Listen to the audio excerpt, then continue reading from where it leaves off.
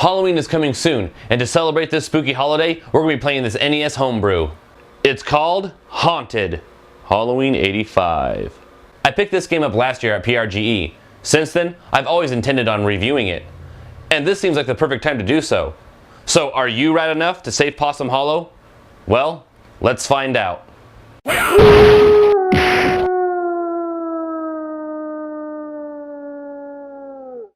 This is Haunted Halloween 85, a homebrew made for the Nintendo Entertainment System. Developed by the guys at Retrotainment and sold online by Cash and Culture. Haunted Halloween 85 is a single-player side-scrolling beat-em-up game with platforming aspects. It was released in cartridge form in October 2015. The game takes place in, well, 1985. How do I know? Because I researched the storyline.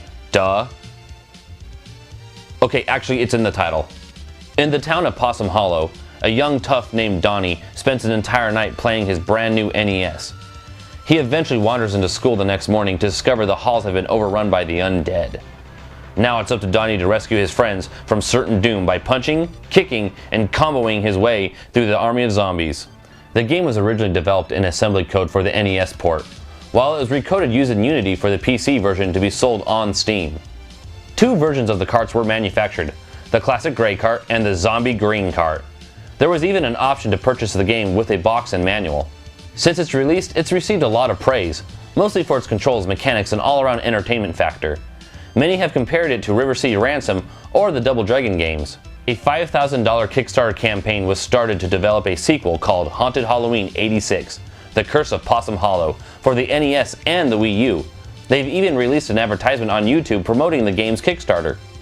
Well, what if I told you that the wizards at Retrotainment Games were at it again?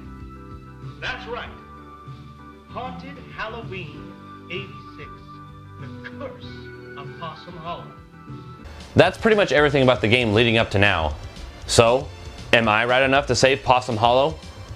Well, there's only one way to find out. Let's pop this son of a bitch in and play it.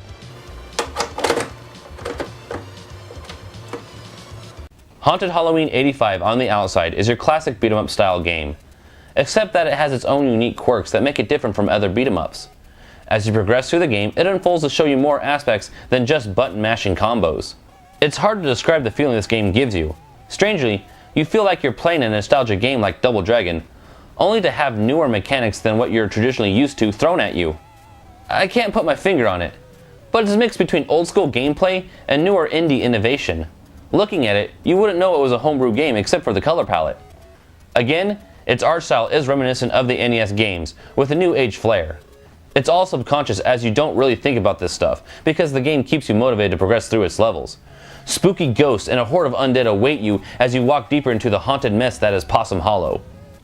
There's so much when it comes to the gameplay, it's hard to know where to begin. It has that classic beat-em-up aspect for the majority, coupled with a momentum mechanic that allows you to run and build up momentum and send an enemy flying backwards when you hit them. You can perform combo attacks, and depending on where you're hitting the D-pad, you'll do different types that affect your enemies differently. The game also breaks up the beat-em-up stages and gives you platforming segments. I'm surprised with the platforming being mixed with a beat-em-up that these segments aren't that difficult. One quirk is that there's no health meter. Your health is indicated by your sprite's complexion. The paler and greener you get, the closer to death you are. This game is actually very satisfying when it comes to dispatching enemies and traversing through platforms. Levels are linear, and like I mentioned before, there are areas that require some platforming. Overall design is good. You don't find your sprite getting stuck on ledges or getting jammed in midair by the border. Levels have a nice pace to them. Platforms and ledges aren't spread too far apart, and leaps of faith don't really seem like leaps of faith. Things are placed with care and consideration for the player. You get a nice selection of environments. Usually, you'll find yourself in different environments on just one level. You start off in the high school and work your way through the woods where you're climbing tree houses, wandering through a cave, and eventually ending up in a pumpkin patch with possessed jack-o'-lanterns. My favorite is the shopping mall, where you fight your way through a food court and eventually ending up in a movie theater. There you fight off ghosts while in front of a movie screen, giving you a Kill Bill-like silhouette fight scene. It's cool quirks and setups like these that make this game's levels so entertaining. My only complaint is the dull color palette that some levels have. Sometimes things blend in and you can't tell if you're jumping at a platform or the background itself. Wish there were brighter colors used to help pop objects out in the foreground. Throughout the game, you'll come across different enemies, but the two major types you'll come across are zombies and ghosts. Zombies are easy to dispatch on their own, but you'll find them more difficult in groups.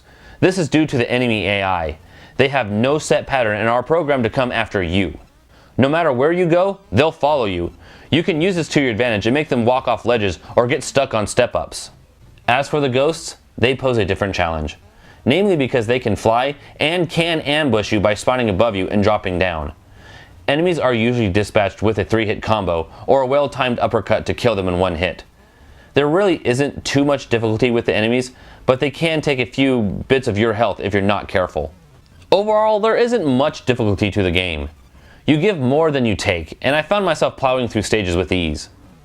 But there are spikes of difficulty when you encounter platforming segments, and they only get tougher as enemies attack you while platforming. But with quick enough reflexes, these moments can be handled. I never once felt cheated by a death in this game, nor did I find myself blaming the programming for the death. When you die, you aren't punished too much as you restart in the area opposed to restarting the entire level. At first glance, you'd swear you were looking at a River City Ransom hack. But on closer inspection, you'll notice that the style is the only thing reminiscent as Donnie has his own animations. Movement is fluid, and enemy sprites have a good amount of work put into them. Level graphics can get a little muddy as the color palette doesn't stray often from using darker, colder colors. Overall, the graphics are better than your conventional homebrew. Despite this though, you can still tell this game is a homebrew. I can't get enough of these controls. Platforming is a breeze, and combat is responsive. Combos are fun and intuitive, and rarely did I have any issues with the controls. And I could really chalk it up to my lack of reflexes. Even with the momentum mechanic, you didn't have your sprite slipping around like you usually do in most games, even when you had to make a course correction. I really wish more games had controls like these. This is where Haunted Halloween 85 finds itself falling short. Sound isn't stellar, and rarely do you notice it. It's definitely not a reflection of its quality. More or less, the sound effects aren't entirely overbearing and don't take away from the gameplay. Music though is where the audio fails. It's overly energetic and distorted to the point I thought maybe there was an issue with my game capture card. It's hard to place blame solely on the composition, as maybe it's the game's translation of the notes. Some tracks are overly intense and just as distorted. Music comes off as a jumbled mess for majority of the game. In my opinion, this is the game's biggest fault, among all of its successes.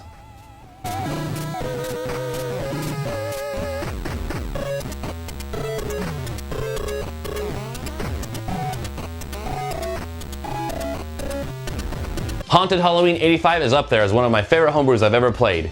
A lot of care and programming went into this game to make it the way it is. It's a fast-paced, entertaining beat-em-up that allows you to plow through zombies.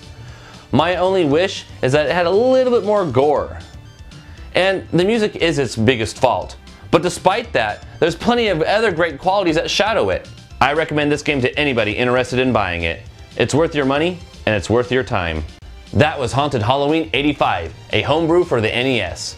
I hope you enjoyed this review, and if you did, give me a like and subscribe. And as always, I'll see you in the next video.